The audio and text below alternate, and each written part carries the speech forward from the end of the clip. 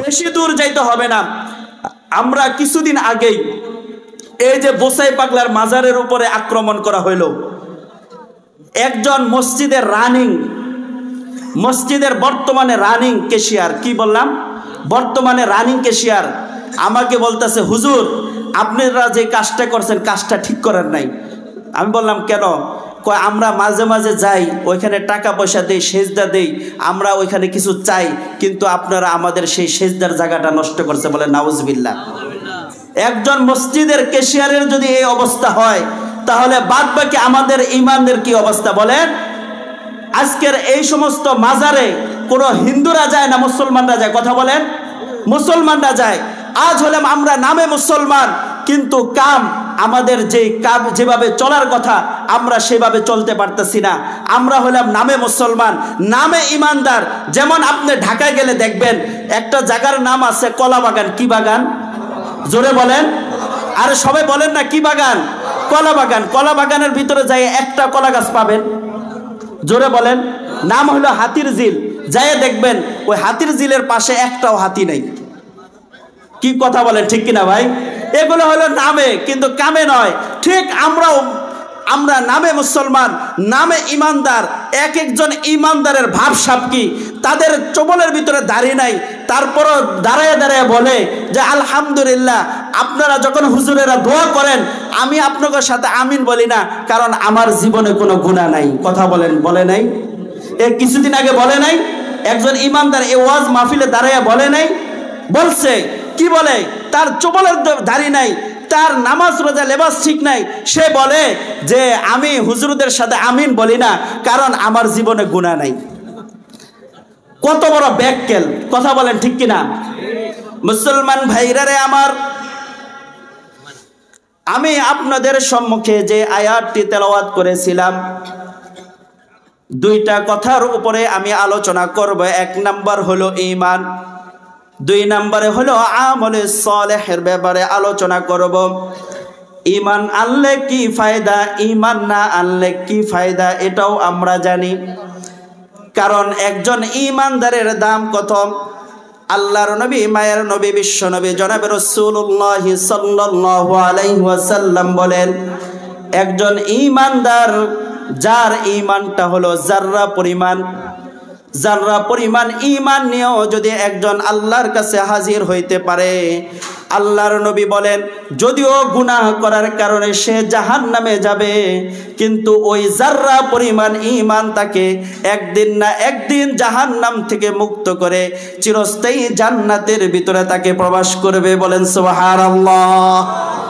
মুসলমান ভাইরারে আমার, আল্লাহর নবী, মায়ের নবী, বিশ্ব নবী জনাবে রাসূলুল্লাহ সাল্লাল্লাহু আলাইহি ওয়াসাল্লাম বলেন, একজন ঈমানদারে দাম কত, যে জাররা পরিমাণ ঈমান নিয়ে একবার জান্নাতে যাবে।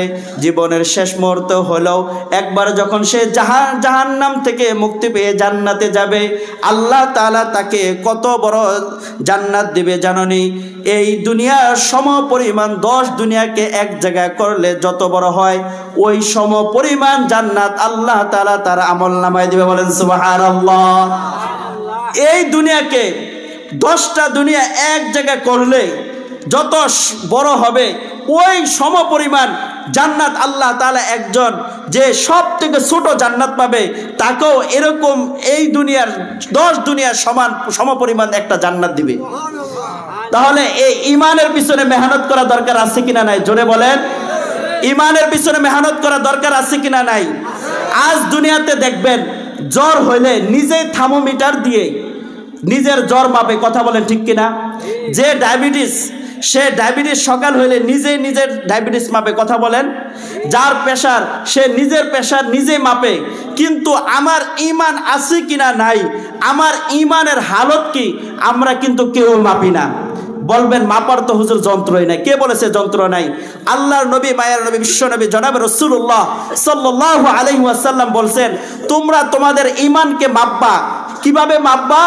যে তুমি যদি দেখো যে তুমি গুনাহ করলে মজা পাও, গুনাহ করতে তোমার মন চায়, গুনাহ করলে তোমার অনুশোচনা আসে না, গুনাহ করার পরে তুমি এরকম মনে করো না যে হায় হায় গুনাহ করলাম, তোমার আফসোস আসে না, তাহলে মনে করবা তুমি এখনো ইমানদার হইতে পারো নাই। কথা বলেন, সে ততক্ষণ পর্যন্ত কি হইতে পারে নাই? ইমানদার হইতে পারে নাই। আজ মুসলমানের হালত কি? মুসলমান নামে মুসলমান যে বলি, আপনারা বলবেন হুজুরেরা বেশি বলে। হায় হায়, মুসলমান নিজের দেশে গানের আয়োজন করে। কি মুসলমানরা হিন্দুরা বলেন? জোরে বলেন না কেন? কথা বলেন না কেন? এই 2 দিন আগেও তো আপনাদের গানের আওয়াজের কারণে আশপাশে থাকা যায় নাই। কি মিথ্যা কথা বললাম নাকি? এই মিথ্যা কথা বললাম? 2 দিন আগেও গানের আওয়াজের কারণে, এই কায়াখোলের গানের আওয়াজের কারণে থাকা যায় নাই। তার কিছুদিন আগে ওই জায়গায় গান হয়েছে, গত 2 সপ্তাহ আগে ওই চিপার ভিতরে গান হয়েছে। শুধু এক কায়াখোলাই যত গানের আয়োজন করে, বলেন মুসলমানরা হিন্দুরা বলেন? জোরে বলেন। অথচ নবী করিম সাল্লাল্লাহু আলাইহি ওয়াসাল্লাম বলেছেন যে গানের আওয়াজ এবং মৃত্যুবরণের পরে যারা জোরে কন্দন করে, এই 2টা আওয়াজের উপরে আল্লাহর নবীজি লানত করেছেন, তাদের ব্যাপারে লানত করেছেন। অথচ আজ আমরা মুসলমান হয়ে গানের আয়োজন করি। যাই হোক, আমাদের দেশে গানের আয়োজন হয়, তারপরও মেনে নেওয়া যায়। আমাদের মুসলমানরা অনেক কষ্ট করে তারা বিদেশে গিয়ে পাড়ি জমায়। সৌদি আরব একটা আরব কান্ট্রি, যেই দেশে যাওয়ার জন্য আমরা সবসময় বেকুল হয়ে থাকি, যেই জমিনের ভিতরে আল্লাহর নবী, মায়ের নবী, বিশ্বনবী শায়িত আছেন, আল্লাহর নবীজি যেই রওজা মুবারকের ভিতরে আল্লাহর নবীজি আছেন, যেই পবিত্র ভূমির ভিতরে কাবা শরীফ অবস্থিত, সেই পবিত্র ভূমির ভিতরেও যাওয়ার পরে তাদের মনের ভিতরে গান শুনতে মন চায়। এজন্য বাংলাদেশ থেকে ভাড়া করে নিয়ে সৌদি আরবের মতো একটা পবিত্র জায়গাকে আমাদের দেশের, বাংলাদেশের নামদারি কিছু মুসলমান কুলাঙ্গার, তারা সেই দেশও গানের কনসার্টের আয়োজন করেছে কিছুদিন আগে। দেখছেন? বলেন, দেখছেন আপনারা মোবাইলে? গত 2 সপ্তাহ আগে হবে। দীর্ঘ 4 দিন যাবৎ সৌদি আরবের ভিতরে বিশাল গানের কনসার্ট করেছে। এবং আমাদের মুসলমানরা ওই গানের কনসার্টে যেয়া মনের আউশ মিটাইছে এবং ফেসবুকের ভিতরে দিছে যে অনেক দিন পরে দেশীয় শিল্পীর গান শুনে আসলাম। নাউজুবিল্লাহ, একটু জোরে বলেন। আর নাউজুবিল্লাহ জোরে বলেন না। এই গুনার কথা শোনার পরেও যদি আপনার মুখ থেকে নাউজুবিল্লাহ না বের হয়, তাহলে বুঝতে হবে আপনার ইমানের ভিতরে ভেজাল আছে। আর ইমানদার তখনই আপনি পাক্কা যখন আপনার আমল করতে মন চাবে। এক আমল করার পরে আরেক আমল করতে মন চাবে। ফজরের নামাজের পরে আপনার মন চাবে জোহরের নামাজের টাইম হবে কখন। জোহর পড়লে আসরের টাইমের কথা চিন্তা করবেন। আসর পড়লে মাগরিব, মাগরিব পড়ার পরে আপনার মন চাবে আওবিন নামাজটা পড়ি এবং এশার নামাজটা পড়ি। এরকম যখন নামাজের পরে নামাজ পড়তে মন চাবে, এক আমল করার পরে আরেক আমল করতে আপনার মন চাবে, তখন মনে করতে হবে আপনি প্রকৃতপক্ষে ইমানদার হইতে পারছেন। এটাই হলো একজন ইমানদারের মাপকাঠি। আপনি গুনাহ করলেন, গুনাহ করার পর আপনার অনুশোচনা আসছে না, তাহলে বুঝতে হবে আপনি এখনো প্রকৃতপক্ষে ইমানদার হইতে পারেন নাই। একজন ইমানদারের গুনাহ হবে, আল্লাহ তাআলা এজন্যই তো বলেছেন ইয়া আইয়ুহাল্লাযীনা আমানু তুবু ইলাল্লাহ তাওবাতান নাসুহা, যে ইমানদার যদি তোমরা গুনাহ করে ফেলো তাহলে তোমরা আমার কাছে তাওবাতুন নাসুহা করো, আমি আল্লাহ তাআলা তোমার জীবনের সমস্ত গুনাহ খাতা মাফ করে দেব। বলেন সুবহানাল্লাহ। মুসলমান ভাইরা রে আমার, ইমানদার আমরা দাবি করি। মনে রাখতে হবে শুধু কালিমা পড়লেই একজন প্রকৃতপক্ষে ইমানদার হওয়া যায় না। প্রকৃতপক্ষে ইমানদারের গুণ হলো আল্লাহর হুকুম এবং নবীর তরিকা অনুযায়ী আপনাকে চলতে হবে। অর্থাৎ পবিত্র কোরআনের একবারে শুরু বিসমিল্লাহর বা থেকে নিয়ে সূরা নাসের শেষে যে সিন আছে, গোটা কোরআনের ভিতরে আল্লাহ তাআলার যত হুকুম আহকাম আছে, সমস্ত হুকুম আহকামকে আপনার পূর্ণাঙ্গভাবে পালন করতে হবে। এটাই হলো একজন ইমানদারের প্রথম দাবি। কথা বলেন ঠিক কিনা? মুসলমান ভাইরা রে আমার, আপনি যদি ইমানদারের প্রকৃতপক্ষে ইমানদার দাবি করতে চান, তাহলে রাসূলুল্লাহ সাল্লাল্লাহু আলাইহি ওয়াসাল্লাম একটা হাদিসের ভিতরে বর্ণনা করেন, লা ইউমিনু আহাদুকুম হাত্তা আকুনা আহাব্বা ইলাইহি মিন ওয়ালিদিহি ওয়া ওয়ালাদিহি ওয়ান নাসি আজমাইন। আল্লাহর নবী বলেন, ততক্ষণ পর্যন্ত তোমরা প্রকৃতপক্ষে মুমিন হইতে পারবা না যতক্ষণ পর্যন্ত তোমরা আমাকে, তোমার পিতামাতা, তোমার সন্তানাদি, অর্থাৎ এক কথায় সব থেকে আমাকে বেশি ভালোবাসতে না পারবা, ততক্ষণ পর্যন্ত তোমরা প্রকৃতপক্ষে ঈমানদার হইতে পারবে না। প্রকৃতপক্ষে ঈমানদার হইতে হলে কাকে ভালোবাসতে হবে? জোরে বলেন, জোরে বলেন কাকে? নবীকে। কাকে? নবীকে ভালোবাসতে হবে। কত ভালোবাসতে হবে? সব থেকে বেশি। জোরে বলেন কে? জোরে বলেন সব থেকে বেশি। নবীকে ভালোবাসতে হবে সব থেকে বেশি, সন্তানের থেকেও বেশি, বাবা মার থেকেও বেশি।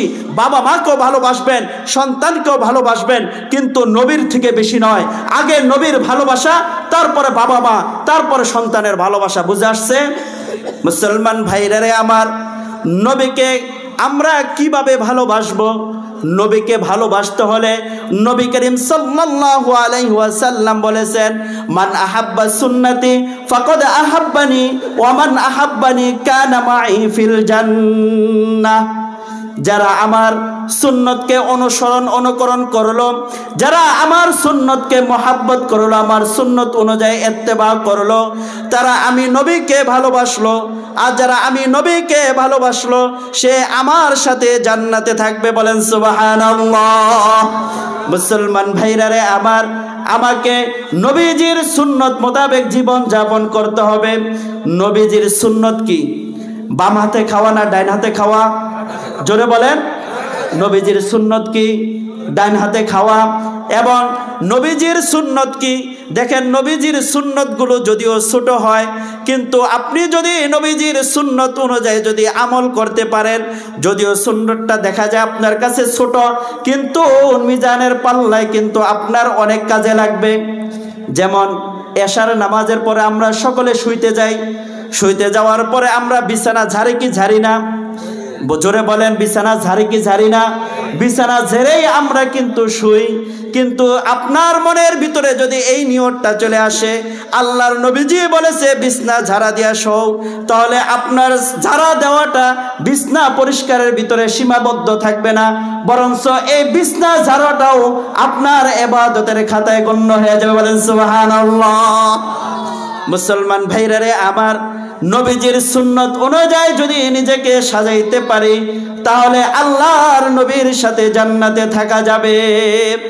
কারণ আল্লাহ তাআলা পবিত্র কোরআনের ভিতরে আল্লাহ তাআলা ইরশাদ করেছেন, কুল ইন কুনতুম তুহিব্বুনাল্লাহ, কুল ইন কুনতুম তুহিব্বুনাল্লাহ ফাত্তাবিউনি ইউহিব্বুকুমুল্লাহ ওয়া ইয়াগফির লাকুম যুনুবাকুম ওয়াল্লাহু গফুরুর রহিম। আল্লাহ তাআলা এই আয়াতের ভিতরে আল্লাহ তাআলা জানায় দিয়েছেন যে, ওগো নবী, আপনি আপনার উম্মতদেরকে জানায় দেন, তারা যদি একটা কাজ করে তাহলে আমি আল্লাহ তাদেরকে ভালোবাসবো। আল্লাহর ভালোবাসা দরকার আছে কিনা নাই? জোরে বলেন। আল্লাহ তাআলা বলেছেন, ওগো নবী, আপনি জানায় দেন, তারা মাত্র একটা কাজ করবে, তাহলে আমি আল্লাহ তাকে ভালোবাসবো। আমি শুধু আল্লাহ যদি তাকে ভালোবাসি, তাহলে আমি তার জীবনের সমস্ত গুনাহ খাতা মাফ করে দেব। বলেন সুবহানাল্লাহ। কুল ইন কুনতুম তুহিব্বুনাল্লাহ ফাত্তাবিউনি। এই আয়াতের ভিতরে আল্লাহ তাআলা বলতেছেন ফাত্তাবিউনি, যে শুধু নবী আপনাকে ইত্তেবা করবে, আপনাকে অনুসরণ করবে, আপনাকে অনুকরণ করবে, অর্থাৎ আপনার সুন্নত মোতাবেক সে জীবন যাপন করবে, তাহলে আমি আল্লাহ তাআলা তাকে ভালোবাসবো। শুধু আমি তাকে ভালোবাসবো না, বরং তার জীবনে যত গুনাহ আছে আমি আল্লাহ মাফ করে দেব। বলেন সুবহানাল্লাহ। নবীকে ইত্তেবা করতে হবে, নবীকে অনুসরণ করতে হবে। আমরা জবানে খুব বলি যে নবীকে ভালোবাসি, অথচ দেখা যায় এই জমিনেই আমার নবীকে অনেক কটাক্ষ করা হয়। আমার নবীকে নিয়ে বিভিন্ন জায়গায় অনেক সময় দেখা যায় নবীকে নিয়ে ব্যঙ্গ করা হয়। দেখা যায় আমরা হুজুরেরা যখন নবীর ভালোবাসা নিয়ে মাঠে ময়দানে নামি, দেখা যায় অনেক সময় অনেক যারা বলি নবীকে ভালোবাসে, অনেককেই কিন্তু মাঠে পাওয়া যায় না। কথা বলেন ঠিক কিনা? শুধু তাই নয়, 2013-তে সেই 5 মেতে আমরা ওলামায়ে কেরামরা সেই শাপলা চত্বরে গিয়েছিলাম, মনে আছে কি আপনাদের? নাই, জোরে বলেন। মনে আছে আপনাদের? আমরা কেন মাঠে গিয়েছিলাম? নবীর ভালোবাসা বুকে লালন করে আমরা সবাই সে শাপলা চত্বরে গিয়েছিলাম। একটাই দাবি ছিল আমাদের, যে এই দেশে সংসদের ভিতরে আইন পাস করতে হবে যে নবীর পরে নবী নাই, অর্থাৎ কাদিয়ানি কাফের, এবং নবীর পরে নবী নাই এবং নবীকে নিয়ে যারা কটূক্তি করবে, এই বাংলাদেশের আইনের ভিতরে এটা লিপিবদ্ধ করতে হবে। তার শাস্তি হলো সর্বোচ্চ শাস্তি। বাংলাতে কেউ যদি নবীকে নিয়ে কটূক্তি করে, ডাইন আর বাম দেখার সময় নাই, শেখকে দেখার সময় নাই, শুধু নবীকে নিয়ে কটূক্তি করছে, বাস তার একটাই শাস্তি, তাকে ফাঁসির কাস্টে ঝুলতে হবে। এই দাবিতে আমরা যখন গিয়েছিলাম, আমাদেরকে কিরকম ভাবে আমাদের উপরে যেমন নির্যাতন চালাইছে আপনারা কি দেখেছিলেন? ভিডিও দেখেন নাই? জোরে বলেন না কেন, দেখেন নাই? আরে আমাদেরকে তারা যেভাবে আমাদের উপরে জুলুম করেছে, এগুলো সাক্ষী তো আমরা নিজেরা নিজ চোখে দেখেছি, আমরা সেখানে উপস্থিত ছিলাম। আমাদেরকে নির্যাতন করার পরেও কিছু মানুষ আমরা দেখেছি সংসদে দাঁড়িয়ে বলছে যে তাদের উপরে কোনো ধরনের নির্যাতন হয় নাই, বরঞ্চ তারা রং মেখে শুয়েছিল। কত বড় গাদ্দার হইতে পারে! ওলামায়ে কেরামদের সাথে কিভাবে তারা ঠাট্টা মস্করি করতে পারে। কিন্তু আজ দেখেন, যারা ওলামায়ে কেরামের সাথে ঠাট্টা মস্করি করেছে তারা তো এখন দেশে আছে। কথা বলেন, জোরে বলেন না কেন? আছে তো তারা দেশে। কই গেছে? হারিকেন, টর্চলাইট যা দিয়ে খোঁজেন, তাদেরকে এখন আর পাওয়া যায়? জোরে বলেন, পাওয়া যায়? তাদের গরম। আমরা যখন কোরআন ও হাদিসের কথা বলতে গেছি, আর আমাকেও সেই দৌলতপুরে পুলিশ একেবারে স্টেজ থেকে এসে আমাকে নিয়ে গেছে, বলে আপনি যে আসছেন, কার থেকে পারমিশন নিয়ে, কার থেকে অনুমতি নিয়ে আপনি এখানে আসছেন? এখন সেই অনুমতি কই? রান্না করছে, সেই খাবারটাও পর্যন্ত খাইয়া যাইতে, জোরে বলেন না কেন? খানাটা খাইয়া যাইতে পারছে? খানাটা খাইয়া যাইতে পারে নাই। দেশ থেকে তো পালাইছে, ভালো কথা।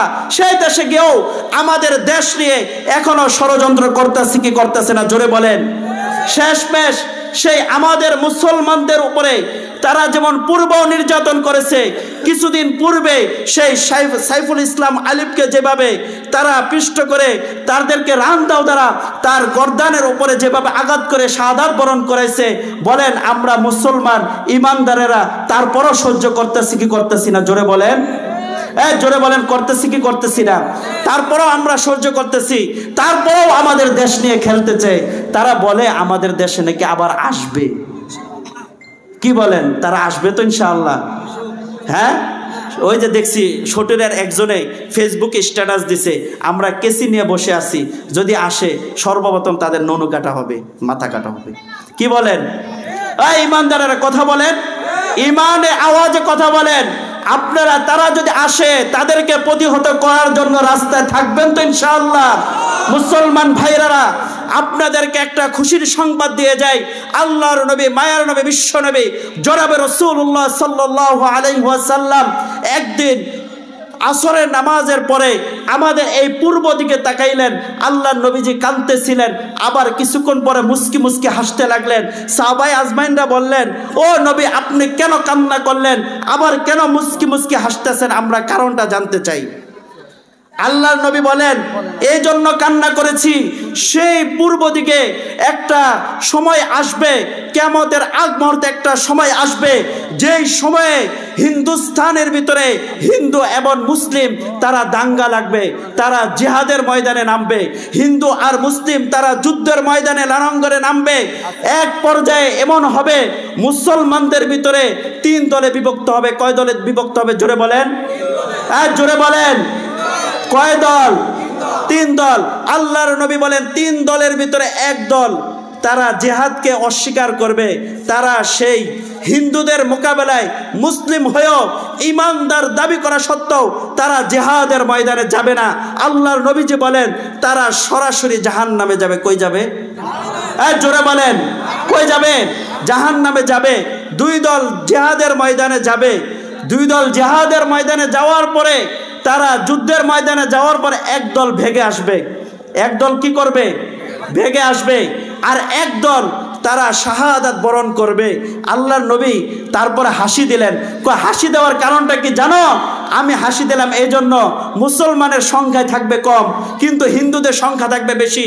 মুসলমানদের সংখ্যা কম থাকলেও এক দল যাবে না, আরেক দল জিহাদের ময়দান থেকে বেঁকে আসবে, আরেক দল শাহাদাত বরণ করবে, তারপরও আল্লাহ তাআলা মুসলমানদেরকে বিজয় দান করবে। বলেন সুবহানাল্লাহ। তা আল্লাহর নবী যে সুসংবাদ দিছে কি দেয় নাই? যদি গওজাতুল হিন্দের ডাক আসে, ওলামায়ে কেরামরা যদি আপনাদেরকে জিহাদের ময়দানে আসতে বলে, আপনারা 3 ভাগের কোন শ্রেণীতে নাম লেখাবেন? জোরে বলেন, কোন শ্রেণীতে নাম লেখাবেন? যারা শাহাদাত বরণ করবে ইনশাআল্লাহ। ঠিক আছে তো? আল্লাহর নবীজি আরো সুসংবাদ দিছে।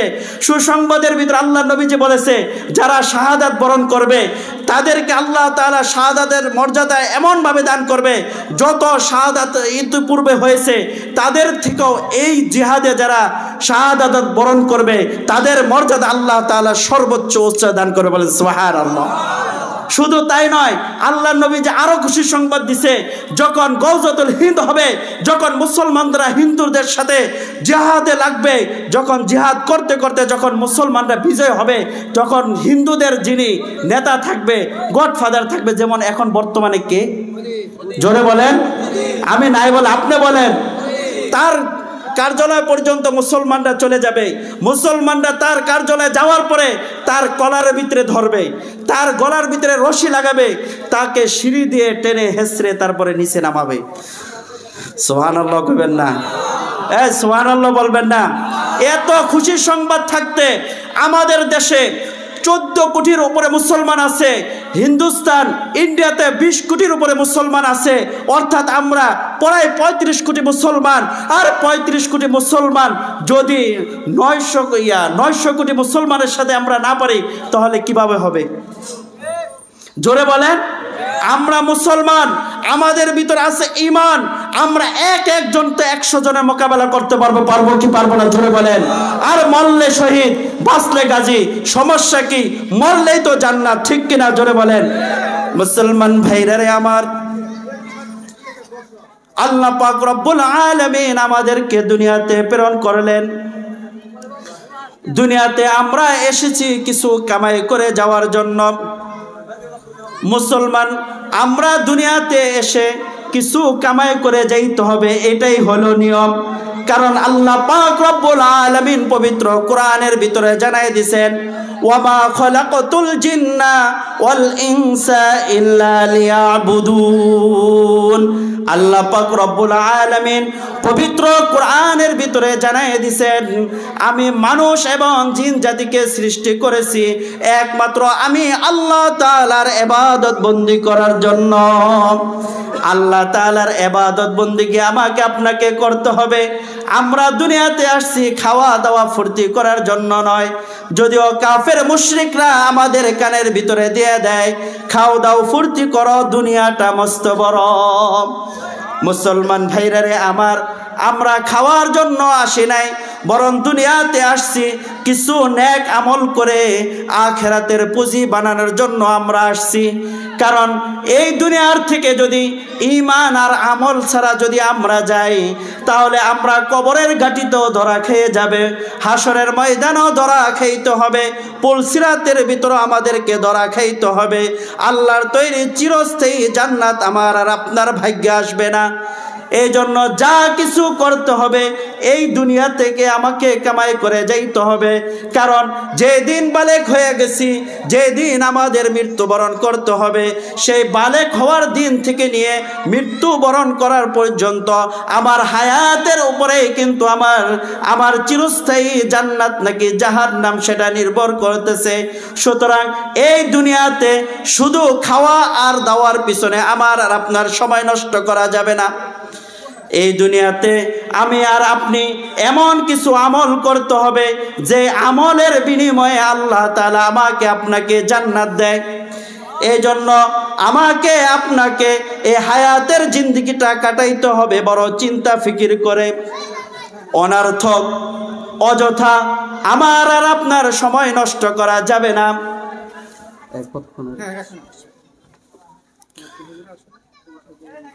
কতক্ষণ পর আশা পর্যন্ত চালাম? আচ্ছা, মোহতারাম হাজরিন, কথাগুলো বলতেছিলাম ঈমান নিয়ে। ঈমানের জন্য অনেকেই শাহাদাত বরণ করেছে, ঠিক না? এবং আমাদেরকে আমলে সলেহ করতে হবে। এই দুইটার উপরেই কিন্তু আমার আর আপনার জান্নাতটা নির্ভর করতেছে। সুতরাং ঈমানের ব্যাপারে সবসময় সোচ্চার থাকতে হবে। বড়ই গাছে বড়ই ধরবে। শয়তান যারা আছে, বাচ্চা পোলাপান যারা দুষ্ট আছে, তারা ওই বড়ই গাছের ভিতরে ঢিল মারবে, এটাই স্বাভাবিক। কিন্তু আপনি যদি গাছের মালিক হন, ওই বড়ইগুলোকে আপনাকে হেফাজত করার দায়িত্ব আপনার, ঠিক না? এজন্য আপনি তো ঈমানদার, এই ঈমানটা আঁকড়ে ধরে রাখতে হবে। ঈমানটা হেলা খেলায় নষ্ট করা যাবে না। ঈমান আনছেন, আল্লাহ তাআলা আমার আর আপনার জন্য ভালো রেখেছেন বিদায় আজ আমি আর আপনি আজকে মুসলমান ঘরে জন্ম নিতে পেরেছি। মুসলমান ঘরে জন্ম নেওয়ার কারণে দুনিয়াতে আসার পরেই আমি আর আপনি কালিমা পড়তে পারছি। কিন্তু অনেক মানুষ যারা ইসলাম গ্রহণ করতে পারতেছে না, কারণ তারা মুসলিম ঘরে জন্মগ্রহণ করে নাই বিদায়।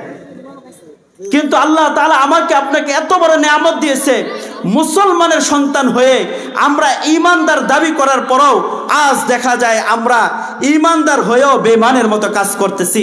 এজন্য আমার আলোচ্যর বিষয় হলো এটা, আজ আমরা যারা ঈমানদার আছি আমরা প্রকৃতপক্ষে পূর্ণাঙ্গভাবে ঈমানদার হব ইনশাআল্লাহ। আল্লাহ তাআলা আমাদের সে তৌফিক দান করুন।